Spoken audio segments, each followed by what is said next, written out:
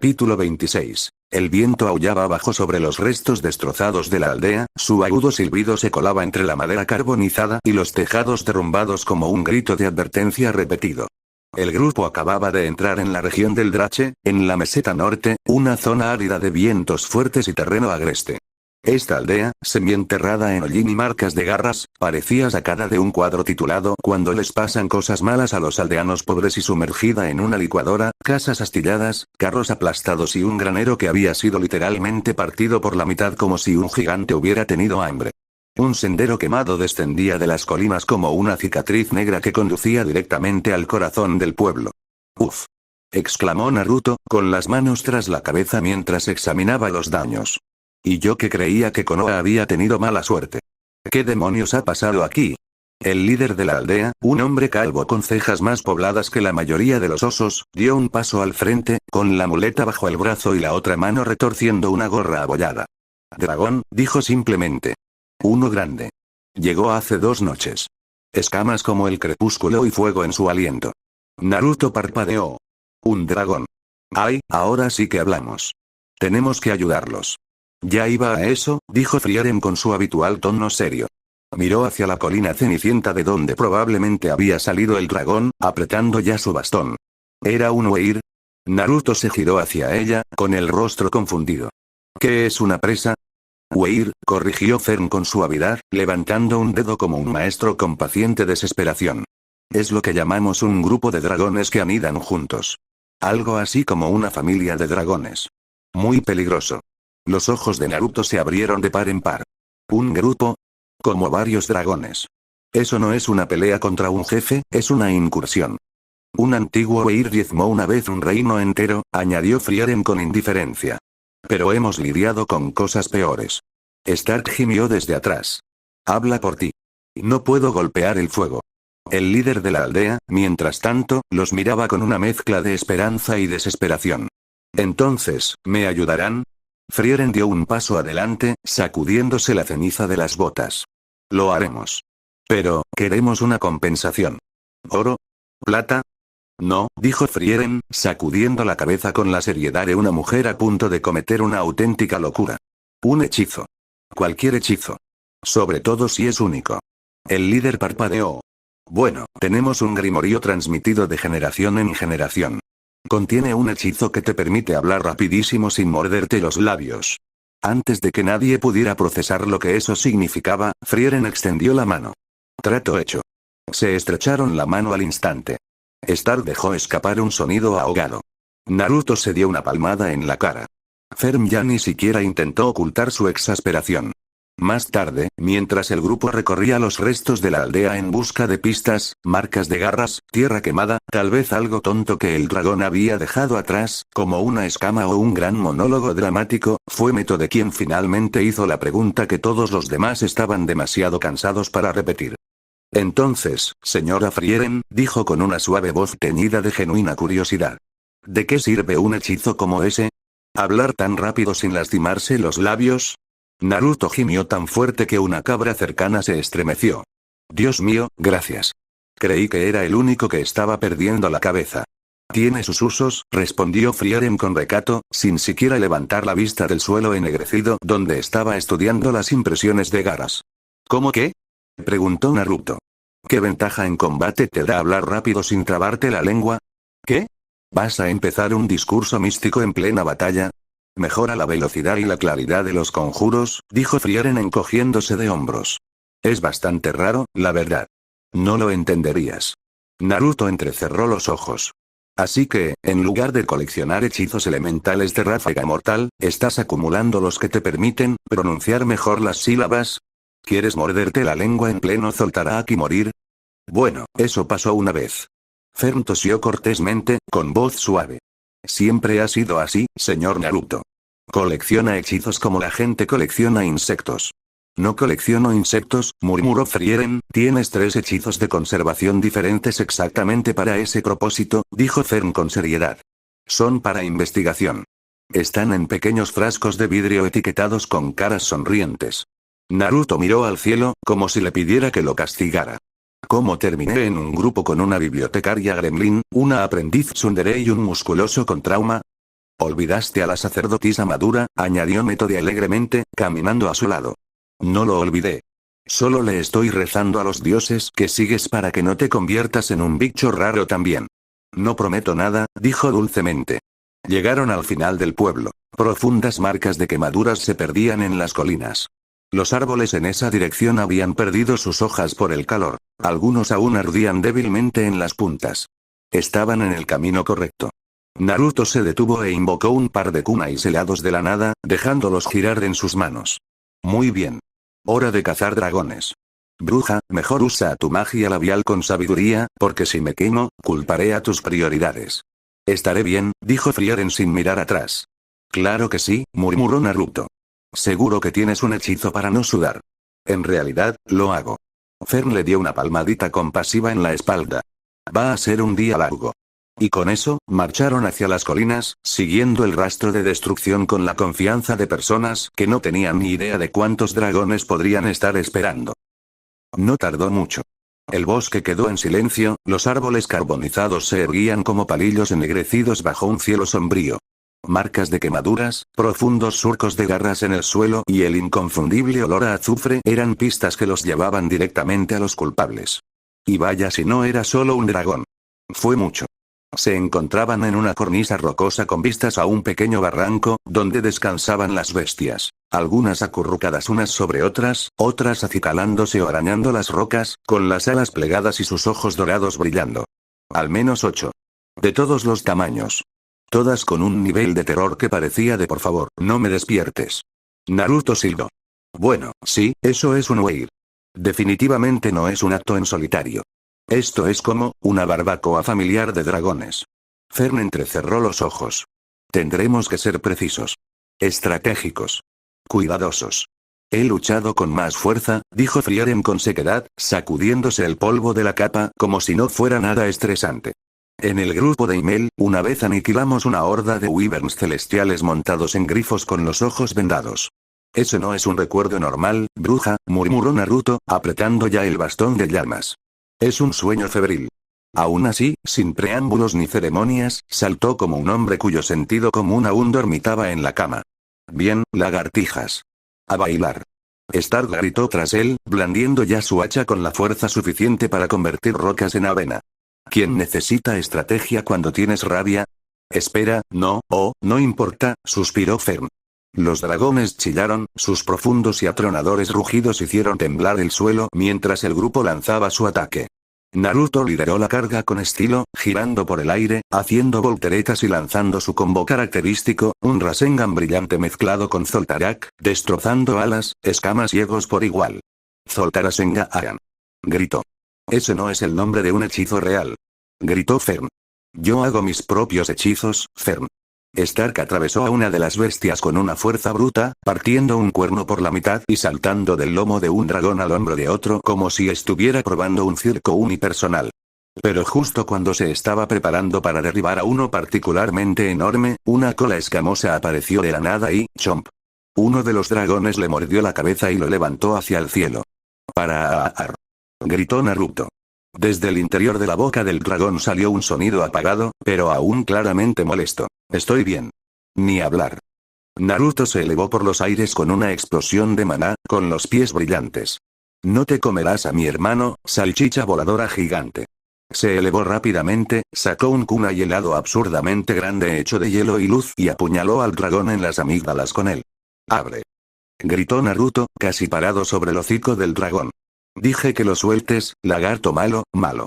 El dragón se atragantó, las piernas de Stark pateaban salvajemente mientras Naruto metía la mano en la boca y lo agarraba por los tobillos como si estuviera rescatando ropa de una lavadora poseída. Con un tirón poderoso y un sorbo indigno, Stark salió de la boca del dragón. Cubierto de saliva de dragón. Naruto, podrías haber sido un poco más gentil, acabo de salvarte la vida, ladrillo gigante de carne. Stark cayó al suelo con un golpe sordo, tosiendo un montón de baba. También me arrancaste el pelo de la pierna, antes de que pudiera terminar, Naruto le dio una patada al dragón en la nariz. Vuelve a tu cueva, trabalenguas. El dragón se derrumbó después de ser golpeado con otro Zoltarak Rasengan, un cañón de rayo de luz directo a su mandíbula. Y luego silencio. A su alrededor, los cadáveres de dragones ardían en la hierba. Uno aún se retorcía. Otro emitió un dramático estertor y se desplomó como una estrella de telenovela. Fern bajó su bastón, sacudiéndose el hollín de la falda. Frieren ni siquiera parecía estar sin aliento. Yo diría que fue un exterminio exitoso, murmuró Frieren. Métode corrió hacia él, ya con las manos iluminadas con magia curativa. Tiene suerte de no haberse roto la columna, señor Stark. Sí, solo pégame de nuevo, por favor. Trabajó con rapidez. Su magia ya estaba tejiendo carne, secando sangre y curando lo que sin duda era una hemorragia interna considerable. En pocos minutos, Stark estaba como nuevo. Aún empapado en baba de dragón, pero vivo. Eres increíble, dijo él parpadeando. Ella sonrió. Lo sé. Naruto se dejó caer de espaldas en la hierba, respirando con dificultad. De acuerdo. La próxima vez, peleamos, no sé, quizás con menos dragones. La próxima vez, dijo Frieren, podrías intentar no gritar el nombre de tu hechizo como si estuvieras en una caricatura del sábado por la mañana. Nunca me detendré. Fern se inclinó y le tocó la frente. Aunque tu Zoltarasengan estuvo bastante bien. Naruto sonrió. Claro que sí. Mientras se alejaban de la aldea manchada de humo, con el aire ya despejándose con el sol naciente, Frieren caminaba con un inconfundible brío. No saltaba, porque técnicamente seguía siendo una majestuosa maga milenaria con una imagen distante que mantener, pero sus botas crujían en la tierra de una forma que gritaba. Conseguí lo que quería. Y en sus manos, aferrado como un tesoro sagrado, había un librito desgastado. El Grimorío. No un tomo legendario de destrucción apocalíptica. No un archivo prohibido de conocimiento antiguo. Sino un libro de hechizos que, para cualquier otra persona, sería tan emocionante como un libro de recetas ligeramente divertidas. ¿Te ves realmente satisfecho para alguien que acaba de luchar contra todo un grupo de dragones?, dijo Stark, arqueando las cejas. Frieren no levantó la vista de las páginas. Lo soy. Fern resopló. Al menos podrías intentar parecer humilde. Ayudé a salvar un pueblo. Eso es humilde, dijo Frieren, pasando la página con delicadeza con los dedos enguantados. Naruto entrecerró los ojos al leer el título de la portada. Entonces, a ver si lo entiendo. ¿Hiciste un trato por un hechizo que permite decir trabalenguas rapidísimo? Frieren ni siquiera pestañeó. Sin morderse la lengua ni meter la pata. Hubo una pausa colectiva. El canto de los pájaros. El leve crujido de la grava bajo las botas. Bruja, dijo Naruto, ¿por qué siempre pides una recompensa antes de ayudar a alguien? Incluso cuando se trata de algo tan tonto como esto. En serio, intervino Stark. Acabamos de derrotar a un grupo de dragones.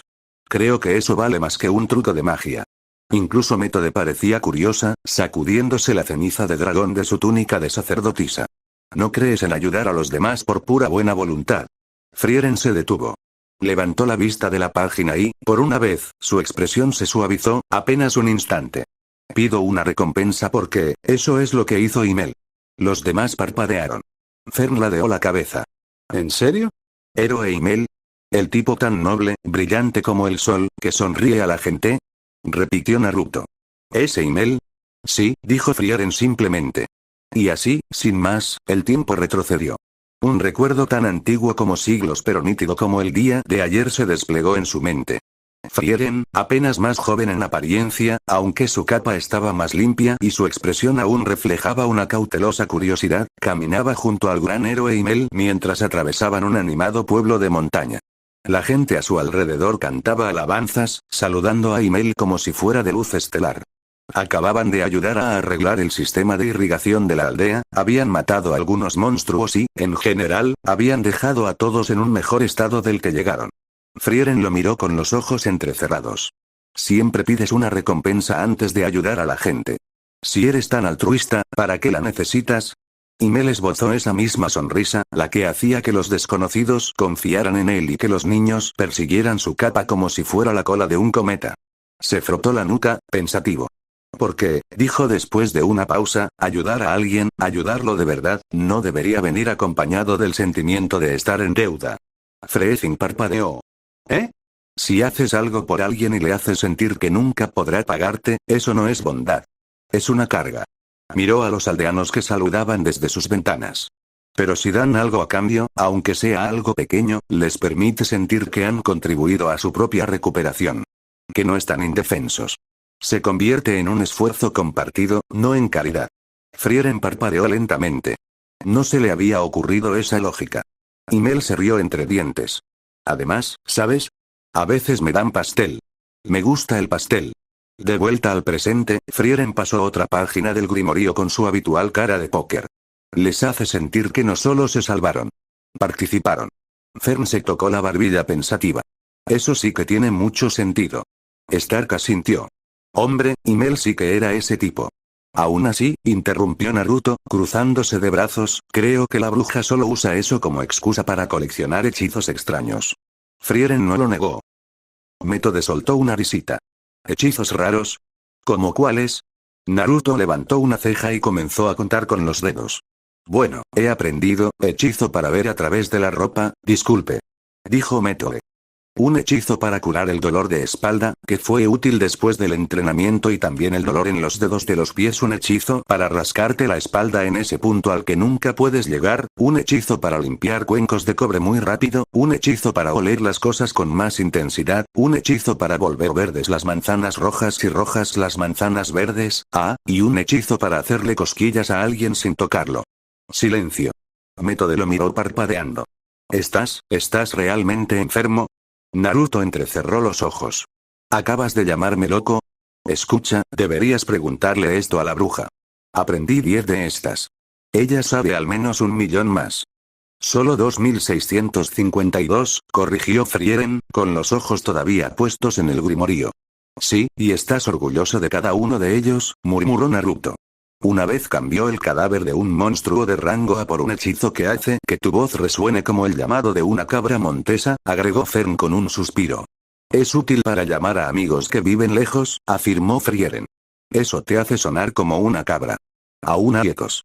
Y mientras el sol ascendía sobre ellos, proyectando largas sombras sobre el tranquilo camino, el grupo continuó caminando. Una maga inmortal, presumida, leyendo su nuevo y preciado libro de hechizos, un shinobi descontento despotricando sobre la elección de hechizos, y el resto simplemente aceptando, con distintos grados de resignación, que así era la vida ahora. Y no la cambiarían por nada.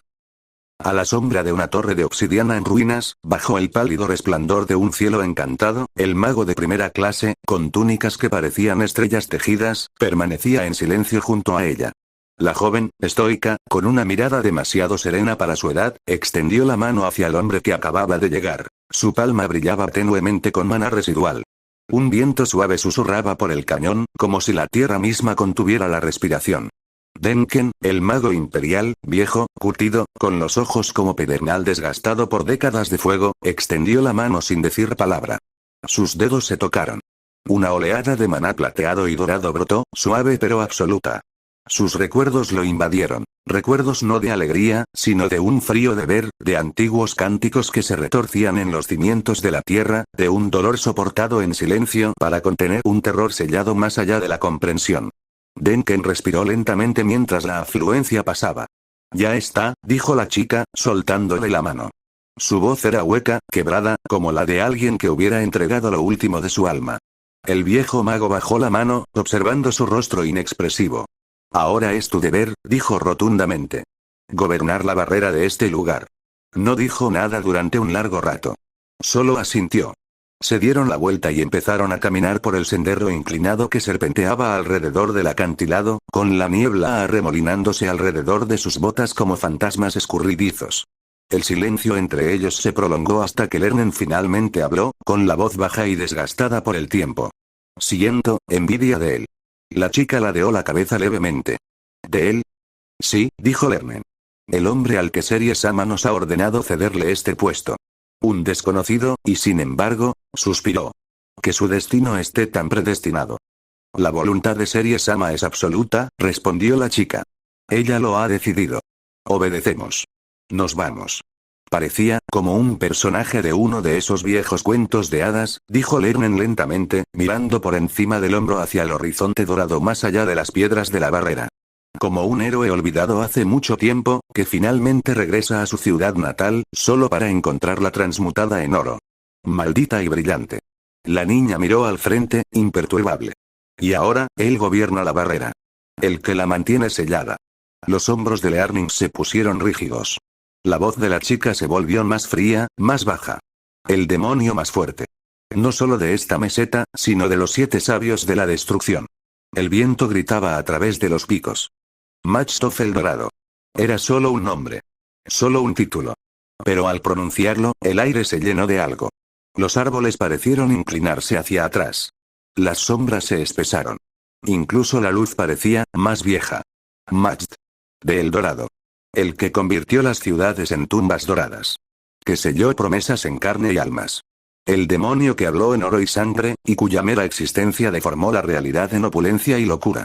Ningún sabio, ningún guerrero, ningún reino lo había derrotado jamás. Solo lo selló. E incluso eso tuvo un coste insoportable. Gobernar esa barrera no era un deber. Era una maldición. Una sentencia. Un ataúd donde otro dormiría ahora. La niña finalmente exhaló, como si no hubiera respirado desde que entregó sus recuerdos. No le envidio, murmuró. Y por un segundo, solo un segundo, su mano tembló,